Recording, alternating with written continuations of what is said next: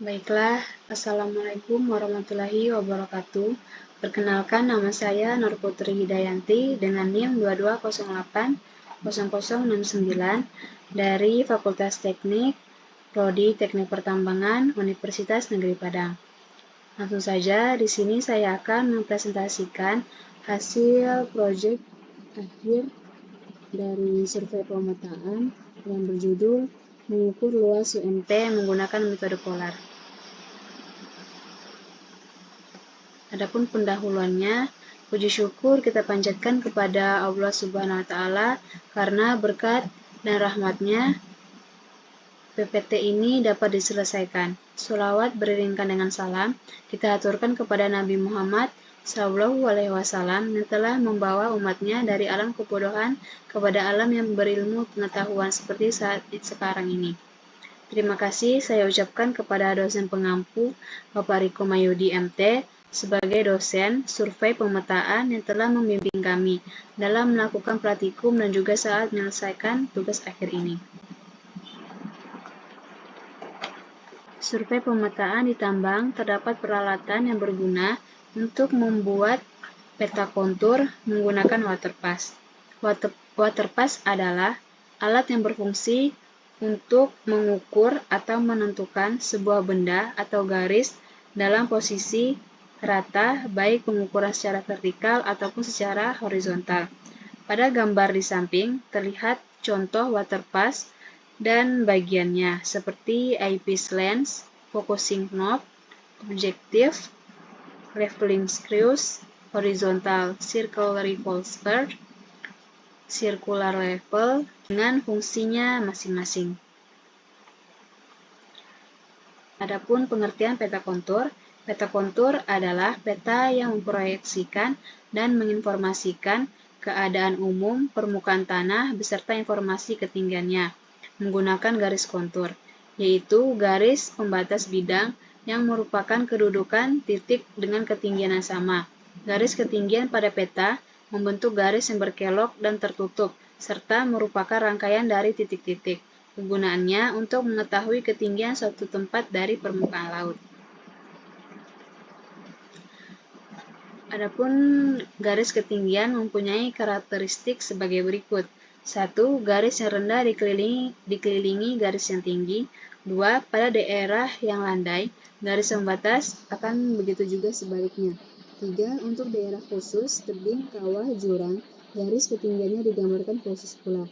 Dan yang terakhir, selisih tinggi antara dua garis yang berurutan disebut dengan interval. Adapun metode yang digunakan dalam pengambilan data ini yaitu metode polar adalah pengukuran bidang dengan mengambil data jarak triangulasi dan sudut pada setiap patok guna mendapatkan luas bidang tersebut. Pusat metode ini ditarik dari BM4 untuk acuan. Kelebihan dari metode ini adalah efisien dari waktu, tenaga, dan juga mudah dalam pengolahan datanya. Pengukuran ini berguna untuk melakukan pembatasan wilayah Universitas Negeri Padang, mulai dari BM4 dan dilanjutkan dengan ke titik dan seterusnya. Data yang perlu dicari adalah benang atas, tengah, bawah, azimut, serta tinggi alatnya. Pengambilan data secara manual menggunakan waterpass dengan alasan alat ini sebagai dasar dalam survei dan pemetaan, serta guna memenuhi tugas akhir semester 1 mata kuliah survei dan pemetaan.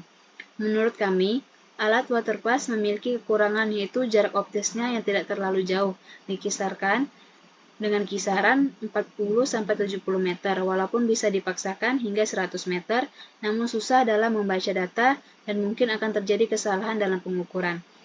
Pengambilan data dilakukan pada tanggal 8 dan 22 Desember 2022 dengan objek Universitas Negeri Padang. Pengukuran dimulai dari BM4 yang berada di tengah halaman depan Rektorat Universitas Negeri Padang. Dilihat dari gambar di samping, koordinat BM4 memiliki UTM zona 47M dengan X 650362,848, Y 9900747729 dan Z min 2,937. Pada pengolahan data, kami diarahkan untuk menggunakan Z berdasarkan 1XX di mana XX diganti dengan angka terakhir NIM. Adapun analisis data, menggunakan rumus jarak optis, batas atas dikurang batas bawah dikali 100. Jarak optis ini dikali dengan azimut, sin untuk koordinat X dan cos untuk koordinat Y. Lalu ditambahkan dengan koordinat tempat alat berada, maka itulah koordinat dari titik yang dibidik atau bisa juga dirumuskan dengan koordinat X, jarak optis dikali sin A sama dengan X1, koordinat Y, jarak optis dikali cos A sama dengan Y1. Berbeda dengan Z, dirumuskan sebagai berikut. Tinggi alat dikurang batas tengah sama dengan beda tinggi. Dengan itu, didapatkan koordinat Z ditambah beda tinggi sama dengan Z1. Lalu, kita menggunakan bantuan Microsoft Excel dengan rumus fx yang telah kami buat dari rekayasa, sehingga membantu dalam pengolahan data.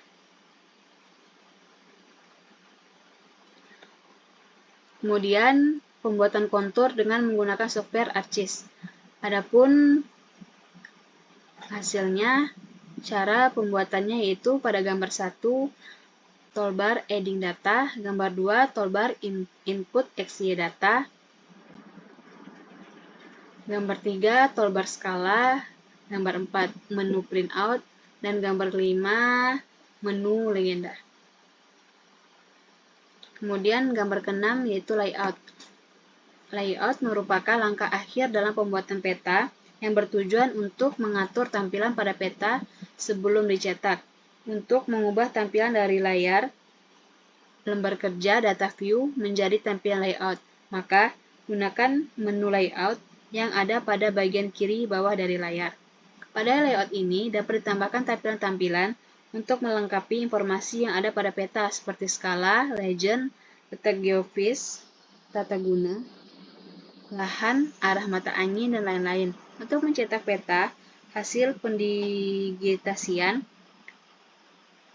dalam kertas A1 digunakan plotter, sedangkan untuk ukuran A2 sampai A4 digunakan printer. Pada gambar 4, ditampilkan menu printout yang berisi pilihan skala yang akan disesuaikan seperti ukuran kertas, jenis plotter, skala, warna, dan lain-lain.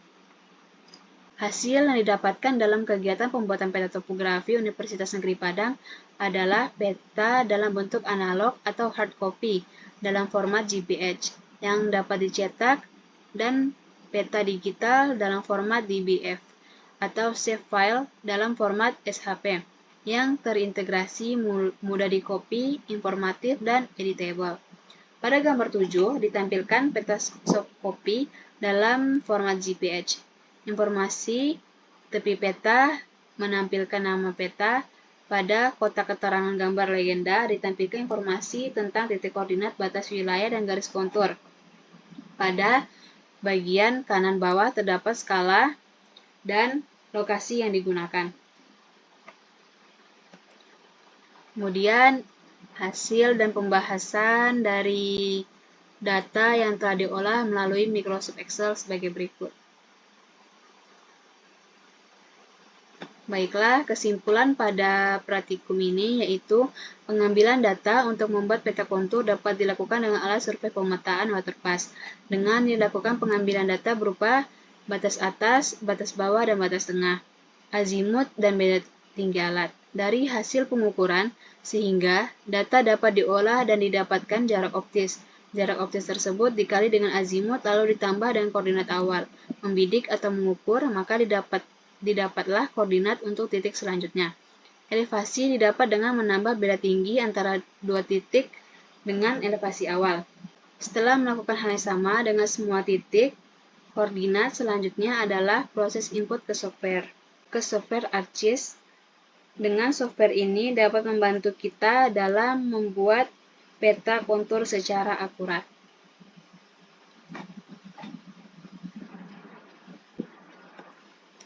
Baiklah, mungkin hanya itu saja yang dapat saya sampaikan pada praktikum kali ini.